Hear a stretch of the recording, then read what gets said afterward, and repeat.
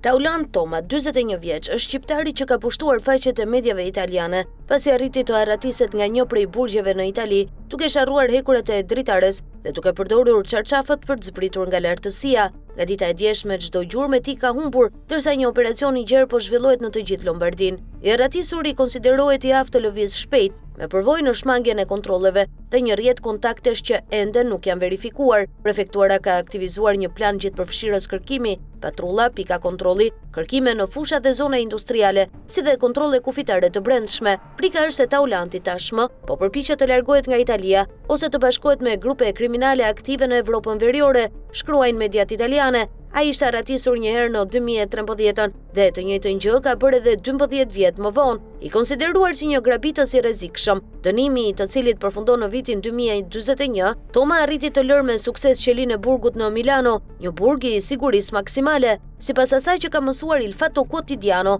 41 vjeçari preu hekurat e qelisë së tij, të më pas doli jashtë duke përfituar nga errësira, e ndoshta një moment i favorshëm gjatë ndërrimit të turnit të oficerëve. Arratisja duke të jetë saktë, e planifikuar dhe jashtëzakonisht e shpejt.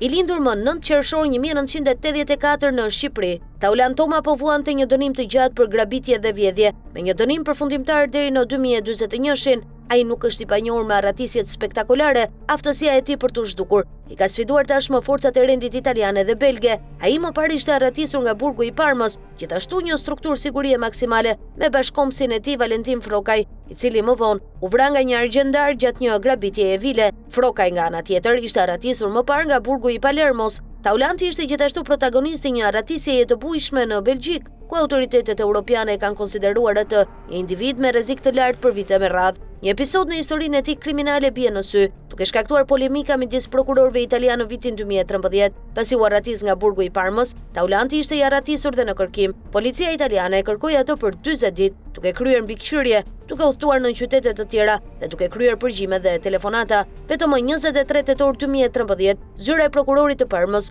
mësoi se ai ishte arrestuar në Belgjik më 11 shtator dhe se mbahet tashmë në Liezh në pritje të ekstradimit. Vetë zyra e prokurorit e përshkroi këtë si paradoksale dhe kërkoi sqarime nga ministritë e brendshme dhe ajo e drejtësisë.